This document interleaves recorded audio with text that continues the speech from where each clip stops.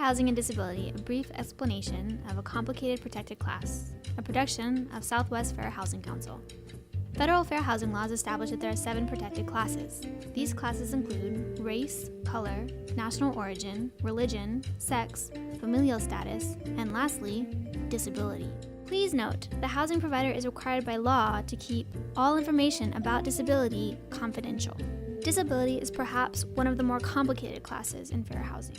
So who is considered disabled according to the FHAA? In 1988, the FHAA came up with 3 definitions for disability.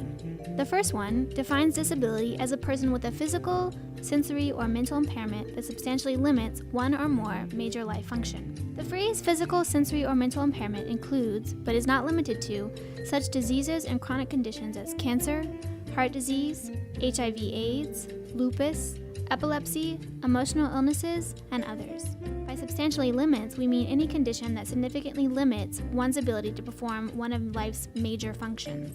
These major functions are defined by the FHA as being of central importance to living daily life, such as the following. Please note, this list is not exhaustive. The other 2 ways the Fair Housing Act defines disability are an individual with a record of such an impairment, and an individual that is treated as though they have a disability even though they do not. That is, a person who is perceived as being disabled. Currently, disability is the number 1 category for housing discrimination claims in the state of Arizona and nationwide.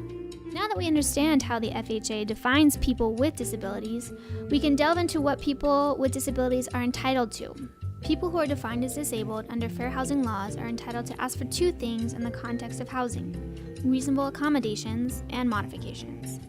According to the FHAA, these modifications and accommodations are necessary for the disabled person to fully enjoy his or her dwellings and the common areas in his or her respective housing units. How does the FHA define reasonable? Determining reasonability involves 2 steps. First, a housing provider must verify that the individual is indeed disabled. While a housing provider is entitled to obtain information that is necessary to evaluate a request, providers cannot outright ask what a person's disability is. They can only ask the nature of the disability. If a person's disability is obvious or otherwise known to the provider, and if the need for the requested accommodation is also readily apparent or known, then the provider may not request any additional information. An example of this may be a person in a wheelchair asking for a ramp to be installed, or a person receiving Social Security disability income asking for a flexible rent arrangement. If the disability is not obvious or readily visible, the housing provider may request only information about the nature of the disability. This is called verification. Providers have the right to ask for proof of one's disability from a healthcare provider, or they can ask for proof of one's disability benefits. Examples of healthcare providers include physicians, nurses, psychologists, and non-medical service agencies, people who are case managers, social workers, peer support group specialists, even a parent. Any reliable third party who is in a position to know about the individual's disability may provide verification of a disability.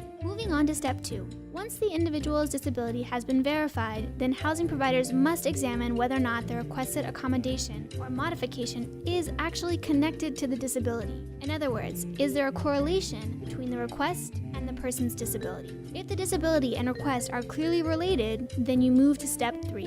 Grant the request. A modification is a change to the structure of a dwelling, like grab bars or lowered cabinetry. A common question people have when talking about modifications and granting them is, who pays for these changes? The answer to this question is linked to another simple question. Is the property federally funded? Yes or no? If the provider receives federal funds, they may be responsible for the cost of the modification, as long as it is deemed reasonable and does not pose an undue financial burden. However, if the property is not federally funded, that is, it is privately owned, then the individual requesting the modification is responsible for the cost. Know that if the resident is paying for the modification, a property owner cannot require the individual to hire a specific contractor. The property owner can, however, ask that the work be done in a professional and work-like manner. Reasonable accommodations are generally more involved and complicated than their counterparts. They involve changes to policies or procedures. Any accommodation that poses an undue financial burden to the housing provider or fundamentally changes the business of a particular provider may be deemed unreasonable and thus denied. An example of an undue financial burden may be a request to install an elevator for an individual in a wheelchair. Other examples of accommodations include the following. One of the more common requests involves assistive animals. Please stay tuned for our upcoming video exclusively dedicated to what we call qualified animals. Know that, however, any animal deemed to be necessary to helping a person with a disability to live and enjoy their lives and dwellings may be allowed. An individual with a disability may be denied the request for accommodation or modification if he or she is not defined as having a disability, their request is not linked to their disability, or the request poses an undue financial burden for the housing provider, or is not within the scope of the services provided by the business. However, if a request is denied, both parties should know the problem itself is not going away. Both parties should discuss whether there is an alternative accommodation that would effectively address the requester's disability-related needs. This interactive process can be helpful to all. Remember, the fair housing laws do not require that a housing provider adopt any formal procedures for reasonable accommodation and modification requests. However, having a written formal procedure may help individuals with disabilities in making requests and may assist housing providers assess those requests so that there are no misunderstandings. For more information on disability or about fair housing more generally, please contact us. The best way to communicate with us is via email. Please go to the link below to fill out an email. Make sure you provide us with details of your question. We also have a toll-free phone number for those who cannot email. Know that we are not a legal entity and thus cannot provide any legal advice. We are a resource for people seeking information and referrals. Finally, if you want to learn more about fair housing and disability, check out our free trainings. Contact us at training@swfhc.com.